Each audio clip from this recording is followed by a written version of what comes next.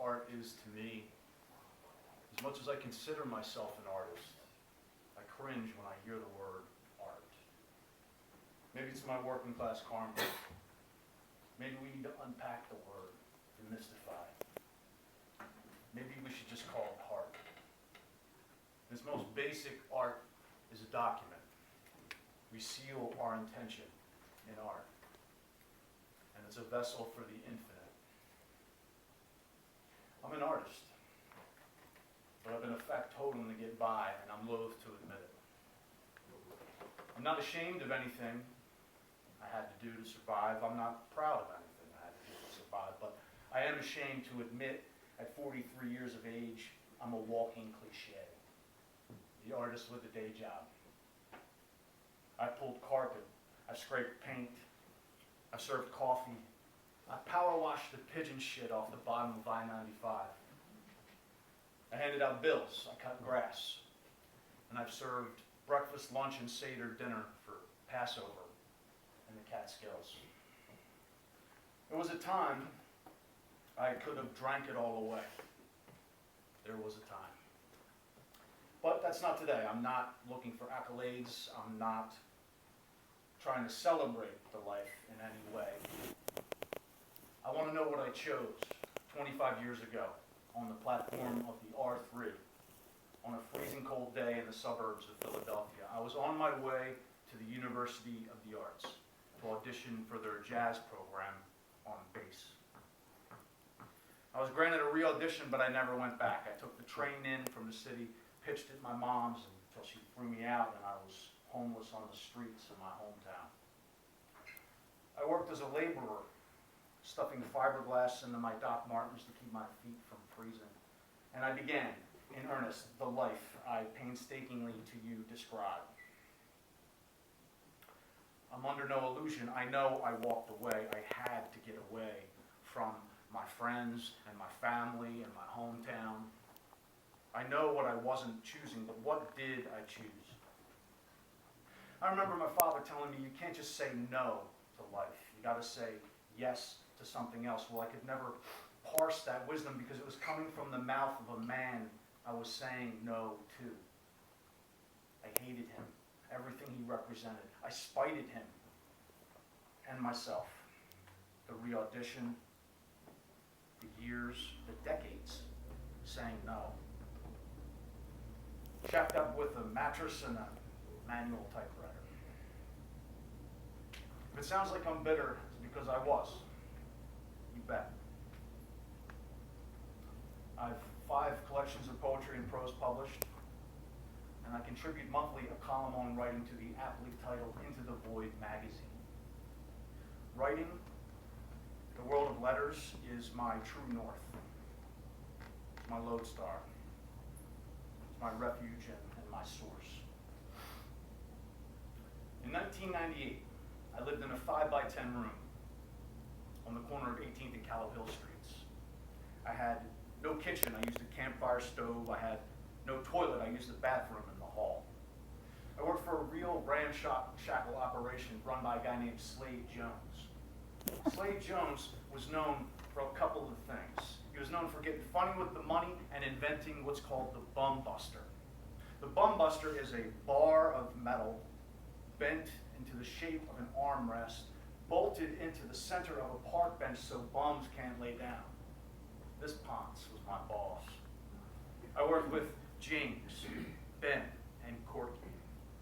Corky, this poor son of a bitch, born addicted to heroin. He was a hard worker, as junkies are.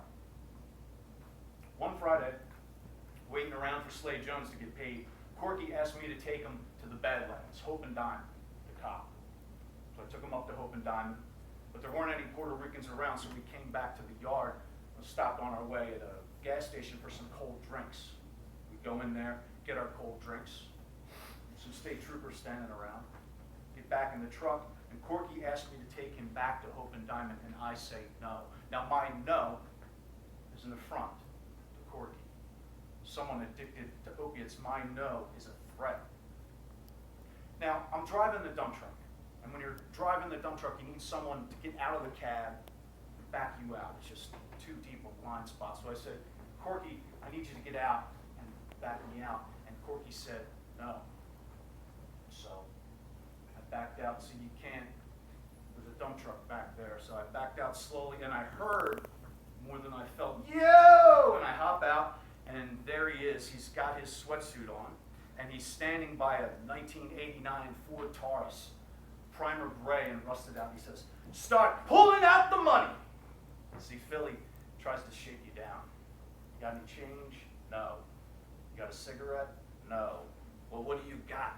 Start pulling out the money. So I say, man, that's a little scratch. I could probably wipe that off. Well, wipe it off then. So I go back in, past the state troopers to the soda fountain, grab the nap, sweat them down, come out, try to wipe it off. It's not coming off. It's not coming off. Stop pulling out the money now.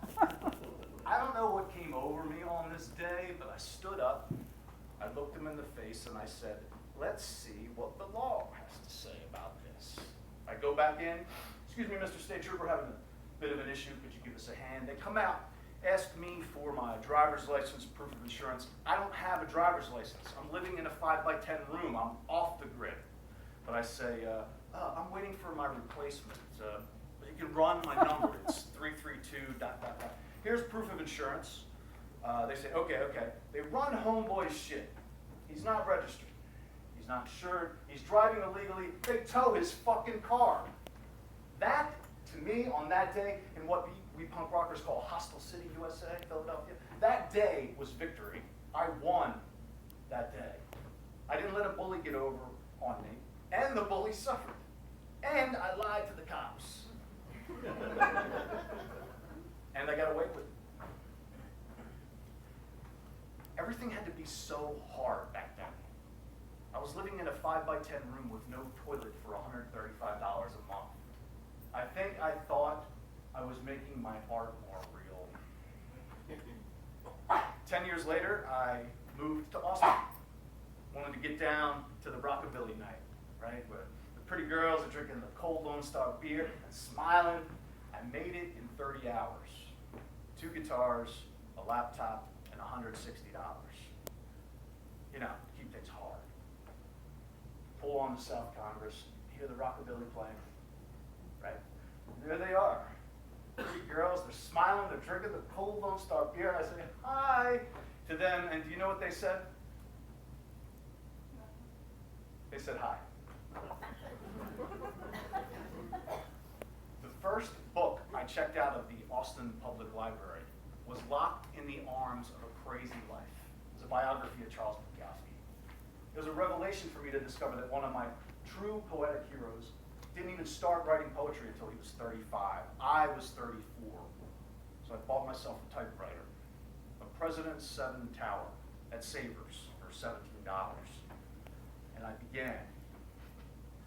The first poem I wrote on that machine was about a cash heist. See, I was working for Boar's Head, handing out lunch meat in the supermarkets. Well, that night after work, by meditating on the hot July parking lot of the Spicewood HEB, I was able to conjure these feelings of being trapped in a nowhere job, and that just spurred my imagination and fueled my work, and eventually I was wearing a blonde wig, and me and my svelte use were able to slip through the gates past the guards with the contents of a cash box emptied in our bag.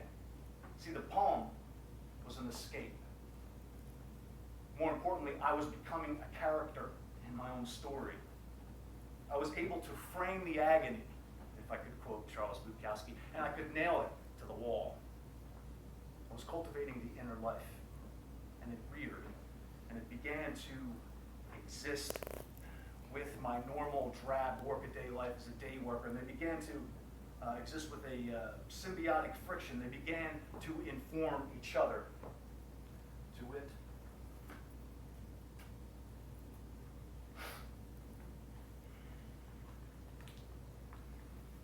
graveyard. It's gotten so rough and twisted here in the last days of the American century. I don't care what all the news agencies are paid to say. Those people have jobs. So do the countless interviewers I've seen. All those fed, secure faces. I've learned to say yes. to any question asked of me, just to get the job and make the money last until something else comes along. One morning, after working graveyard all night on the temp job, I went in to interview for a promotions position. It was for a coffee company that grew their beans in Nicaragua. The satisfied woman behind her desk in an air-conditioned office asked me, "How do you feel about wearing a parrot on your shoulder?" "I would love to," I replied, before I got back in my car and back on the highway, with all the people out there risking their lives to make a buck and survive out here in the last days of the American century. I waited all day for the phone to ring before I went back into graveyard, clocked in at 11 and out at 7 with something else entirely on my shoulder. I've been in town for a couple of years and I had my first poem published. It was a poem called Day Worker. And I started a blog. Starting a blog has been the biggest boon to the craft of writing for me. I was able to place myself in the center of all the action. The fourth wall had come down, and you, the reader, can come to jimtrainer.wordpress.com. Read the byline, maybe read the About Me section, iconoclastic, early proponent of independent media, tour driving, expat, punk rockin' mofo. And there's so much that is inferred that you already know that I don't even have to get into. I can just begin. Character, backstory? Nope. Good reader, here I sit. Now, not only was I the main character in my story, the story was me trying to be a writer. I was writing about writing. Such is the boon of creative nonfiction, personal journalism. I would never have writer's block again. It was writing about writing. It's just crazy enough to work. Challenge. This poetry has been my life's challenge, and I rose to it every time. This poetry, the arena I boldly entered, and I'm fighting still. I'm not quite sure I've imagined locked doors of academia and their 1,000 reasons to do something else with my life, but I owe it all to poetry. It was my access to the inner life. Lit my smoke in front of the firing squad of time. Gave them use of fire escape she could climb, and just an overcoat and heels. It gave me the words to rent law, and it drove the characters to collide. This clacking of keys in the big dumb night, tumblers catching on a lockbox of heart, containing all the hunger, the lightning, the way. Now, when I was younger, when we were all younger, at the beginning of the show, when I was telling you about when I was younger, auditioning for music school, I was reading a lot of Kerouac, St. Jack, and I needed to get away. I needed to get out on the road, you know. So I got out on the road, but I came back. And I got a job. And I wrote on a Remington manual. It was a beautiful magic machine. Now those poems, stories, and songs that I wrote, that I typed manually on that machine, be they bad or good, were a chronicle. They weren't only a document of the moment. They were a record of me being the writer I always wanted to be. So that now, in front of crowds everywhere from Philadelphia to Antigua, I can stand and testify that 160 sides, letterpressed, warm red, at the Austin Book Arts Center on a Saturday night, and 160 sides, black, at the Austin Book Arts Center on a Sunday morning doesn't feel like work at all. In fact, is the work I was finding for all those years, be I derelict or devoted to stations as furniture mover, coffee server, sandwich maker, dump truck driver. This is the hard news. And shifting digital landscape where the news is used for entertainment, this is the hard proof. This is the hard proof of me sitting in front of my machine fulfilling my destiny. In every collection of poetry are poems. And each poem is a record of the moment. That moment is right now. And each poem is poetry. And poetry is everything. Is thrust, is passion, is malaise, is boredom, is the ponce of a boss who gets funny with the money that we can lampoon decades later. And poetry is the song of life being sung.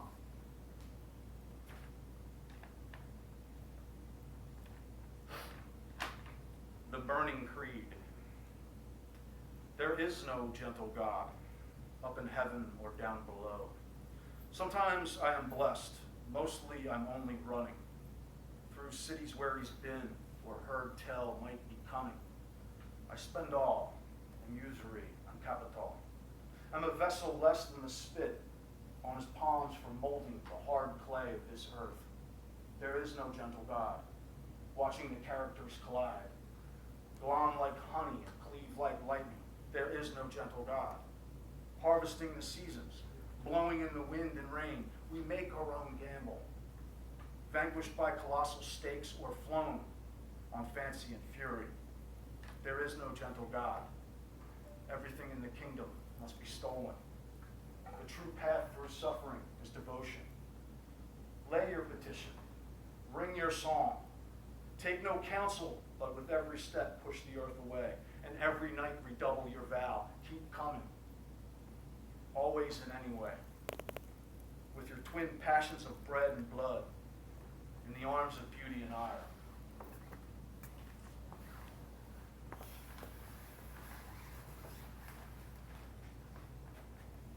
In the act of creating, I was being created. This is my art.